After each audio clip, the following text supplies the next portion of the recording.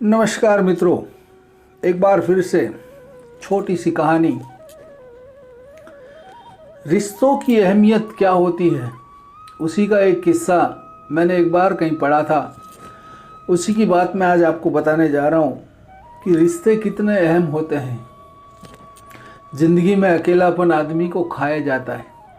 कभी कभी हम आज की भागदौड़ भरी दौड़ में भौतिक चीज़ों के पीछे, पैसों के पीछे, मान सम्मान और प्रतिष्ठा के पीछे इतने भागते हैं कि हम सही रिश्तों के मायने और उसकी अहमियत को पहचान ही नहीं पाते।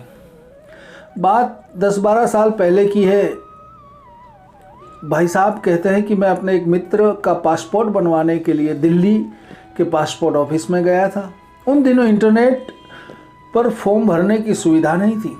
पासपोर्ट दफ्तर में दलालों का बोलबाला था और खुलेआम दलाल पैसे लेकर पासपोर्ट के फॉर्म बेचने से लेकर उसे भरवाने, उसे जमा करवाने और पासपोर्ट बनवाने का काम करते थे। मेरे मित्र को किसी कारण से पासपोर्ट की जल्दी थी, लेकिन दलालों के दलदल में फंसना नहीं चाहते थे। हम पासपोर्ट दफ्तर पहुँचे। लाइन में लगकर हमने पासपोर्ट का तत्काल फॉर्म भी ले लिया, पूरा फॉर्म भर लिया। इस चक्कर में कई घंटे निकल चुके थे और अब हम किसी तरह पासपोर्ट की फीस जमा कराना चाहते थे। हम लाइन में खड़े हुए, लेकिन जैसे ही हमारा नंबर आया, बाबू ने खिड़की बंद कर दी और कहा कि समय खत्म हो चुका है, अब कल आइएगा। मैंने उससे मिन्नतें की, उससे कहा कि भाई आज पूरा दिन हमने खर्च किया है और बस अब केवल फीस जमा करने की बात रह गई है, कृपया फीस ले लीजिए। बाबू बिगड़ गया और कहने लगा, आपने पूरा दिन खर्च लिया तो क्या उसके लिए मैं जिम्मेदार हूँ क्या? अरे सरकार ज़्यादा लोगों को काम पर लगाए, मैं तो सुबह से अपना काम कर ही रहा हूँ। मैंने बहुत अनुरोध किया पर वह नहीं माना। उसने कहा कि बस 2 बजे तक का ही समय होता है, 2 बज गए, अब कुछ नहीं हो सकता। मैं समझ रहा था कि सुबह से वह दलालों का काम कर रहा था, लेकिन जैसे ही बिना दलाल वाला काम आया, उसने बहाने बनाने शुरू कर दिए।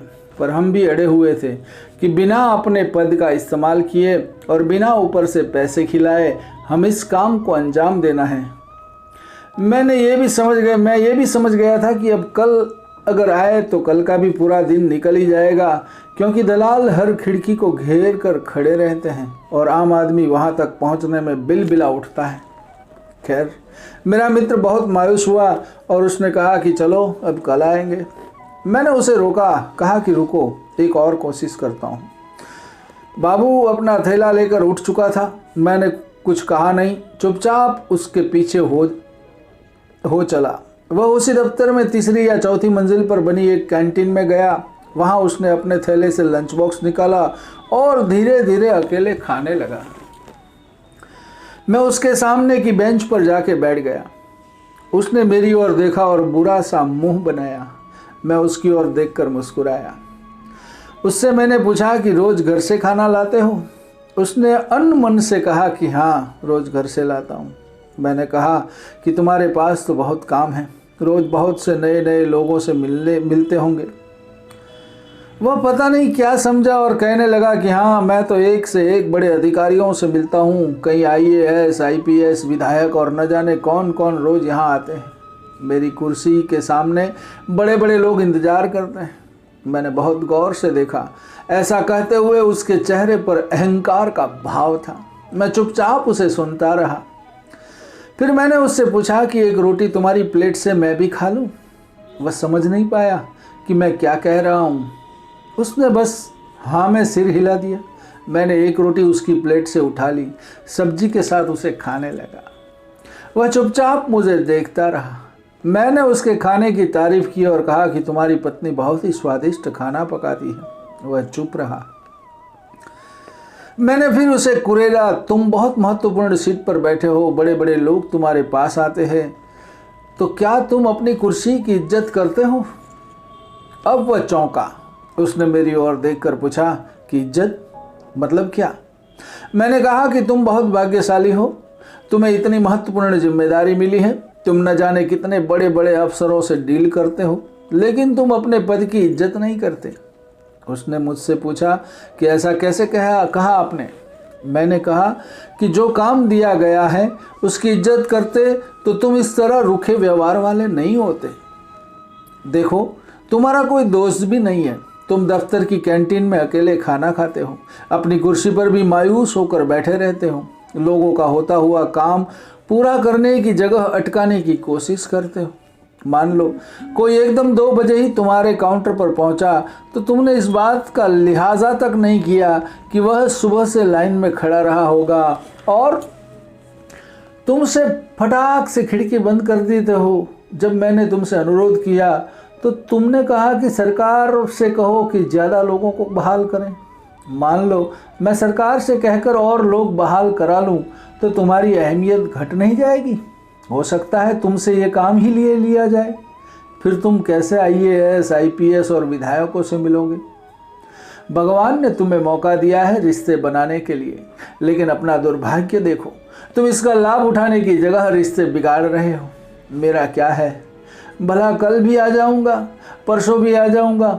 ऐसा तो है नहीं कि आज नहीं काम हुआ तो कल नहीं होगा, कभी भी नहीं होगा। तुम नहीं करोगे तो कोई और बाबू कल करेगा। पर तुम्हारे पास तो मौका था किसी को अपना एहसानमंद बनाने का, तुम मुझसे चूक गए। वह खाना छोड़कर भी मेरी बातें सुनने लगा था। मैंने कहा कि पैसे तो बहुत कमा लोगे, लेकिन रिश्ते नहीं कमाए तो सब बेकार हैं। क्या करोगे पैसों का? अपना व्यवहार ठीक नहीं रखोगे तो तुम्हारे घर वाले भी तुमसे दुखी रहेंगे। यार दोस्त तो नहीं है, ये तो मैंने देख ही चुका हूँ। मुझे देखो, अपने दफ्तर में कभी अकेला खाना नहीं खाता, यहाँ भी भूख लगी तो तुम्हारे साथ खाना खाने आ गया। अरे अकेले खाना भी कोई ज़िंदगी है? मेरी बात सुनकर वह रुआं सा हो गया।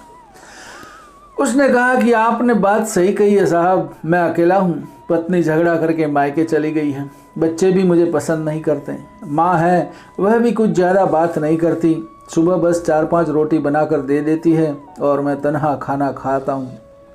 रात में घर जाने का भी मन नहीं करता, समझ में नहीं आता कि गड़बड़ी कहाँ है। मैंने हौले से कहा कि खुद को लोगों से जोड़ो, किसी की मदद कर सकते हो तो करो। देखो, मैं यहाँ अपने दोस्त के पासपोर्ट के लिए आया हूँ, मेरे पास तो अपना पासपोर्ट है ही। मैंने दोस्त की खातिर तुम्हारी मिन्नतें की निस्वार्थ भाव से, इसलिए मेरे पास दोस्त है, तुम्हारे पास नहीं है। वह उठा और उसने मुझे कहा कि आप मेरी खिड़की पर पहुँचो, मैं आज ही फॉर्म जमा करूँगा। मैं नीचे गया, उसने फॉर्म जमा कर लिया, फीस ले ली और हफ्ते भर में पासपोर्ट भी बन गया। बाबू ने मुझसे मेरा नंबर मांगा, मैंने अपना मोबाइल नंबर उसे दे दिया और चला गया। कल दीपावली पर मेरे पास बहुत से फ़ोन आए, मैंने करीब सारे नंबर उठाए, सबको हैप्पी दिवाली बोला, शुभ दीपावली सबको मैंने भी बताई और सबको बधाई दी दीपावली की। उसमें एक नंबर से फ़ोन आया, रविंद्र कुमार चौधरी बोल रहा हूँ साहब। मैं एकदम नहीं पहचान सका। उसने कहा कि कई साल पहले आप हमारे पास अपने किसी दोस्त के पासपोर्ट के लिए आए थे और आपने मेरे साथ रोटी भी खाई थी। आपने कहा था कि पैसे की जगह रिश्ते बनाओ। मुझे एकदम याद आ गया। मैंने कहा हाँ जी चौधरी साहब, कैसे हैं? उसने खुश होकर कहा साहब आप उस दिन चले गए। फिर मैं बहुत सोचता रहा, मुझे लगा कि पैसे तो सचमुच बहुत लोग दे जाते हैं, लेकिन साथ खाने वाला कोई नहीं मिलता, सब अपने में व्यस्त हैं। साहब मैं अगले ही दिन पत्नी के मायके गया, बहुत मिन्नतें कर उसे घर लाया, वह मान ही नहीं रही थी। वह खाना खाने बैठी तो मैंने उसकी प्लेट से एक रोटी उठा ली, कहा कि साथ खिलाओगी? वह हैरान थी, रोने लगी, मेरे साथ चली आई, बच्चे भी साथ चले आए। साहब अब मैं पैसे नहीं कमाता, रिश्ते कमाता हूँ, जो आता है उसका काम कर देता हूँ। साहब आज आपको हैप्पी दिवाली बोलने के लिए फ़ोन किया है, अगले महीने बिटिया की शादी है, आपको आना है, अपना पता भेज दीजिएगा, मैं और मेरी पत्नी आपके पास आएंगे। मेरी पत्नी ने मुझसे पूछा था कि ये पासपोर्ट दफ्तर में रिश्ते कमाना कहाँ से सीखे, तो मैंने पूरी कहानी बताई थी। आप किसी से नहीं मिले, लेकिन मेरे घर में आपने रिश्ता जोड़ लिया है, सब आपको जानते हैं, बहुत दिनों से फ़ोन करने की सोचता था, लेकिन हिम्मत नहीं होती थी। आज दिवाली का मौका देख करके फ़ोन कर रहा हूँ। शादी में आपको आना ही है, बिटिया को आशीर्वाद देने के लिए। रिश्ता जोड़ा है आपने, मुझे यकीन है आप आएंगे। वह बोलता जा रहा था, मैं सुनता जा रहा था। सोचा नहीं था कि सचमुच उसकी ज़िंदगी में भी पैसों पर रिश्ता भारी पड़ेगा, ये ऐसा उसके जीवन में बदलाव आएगा, वैसा कभी मैंने सोचा भी नहीं था। लेकिन मेरा कहा सच साबित हुआ। आदमी भावनाओं से संचालित होता है, कारण से नहीं। कारण से तो मशीनें चला करती हैं दोस्तों। तो कहते हैं ना कि ज़िंदगी में किसी का साथ ही काफ़ी है। ज़िंदगी में किसी का साथ ही काफ़ी है, कंधे पर रखा हुआ हाथ ही काफ़ी है। दूर हो या पास क्या फ़र्क पड़ता है, क्योंकि अनमोल रिश्तों का तो बस एहसास ही काफ़ी है। तो दोस्तों, ज़िंदगी में कभी भी रिश्तों की अहमियत को पहचानना सीखें। कभी भी कोई रिश्ता छोटा या बड़ा नहीं होता। ज़िंदगी में कोई भौतिक चीज़ या पैसों की वजह से अगर रिश्ते पे दरारें पड़ती हैं ना, तो कभी वो मत होने देना, क्योंकि अगर रिश्ते हैं तो बाकी सारी चीज़ें अपने आप आएगी। और ज़िंदगी का मकसद हमेशा से एक ही है कि हम खुश रहें और दूसरों को खुश कर सकें। तो जब आपके अंदर ये भावना आ जाती है कि हम दूसरों के प्रति अपना व्यवहार, अपना नज़रिया और अपने काम करने के तरीके में बदलाव लाएं, तो सामने वाला भी उतना ही खुशी देता है। जो चीज़ हम दूसरों को देते हैं वो चीज़ हमें अपने आप सामने से मिलती है। अगर मुस्कुराहट दोगे, खुशी दोगे, किसी को वक्त दोगे, किसी को उसके साथ अच्छा व्यवहार करोगे, किसी को प्यार दोगे, तो वो सामने से अपने आप आपको मिलेगा। तो ये चीज़ हमेशा ध्यान रखिए। यही थी इस कहानी का मकसद। ऐसी ही छोटी छोटी कहानी लेके फिर से आपके सामने प्रस्तुत रहूँगा। तब तक मुझे आज्ञा दीजिए। नमस्कार। ओम नमः शिवाय। हरि ओम।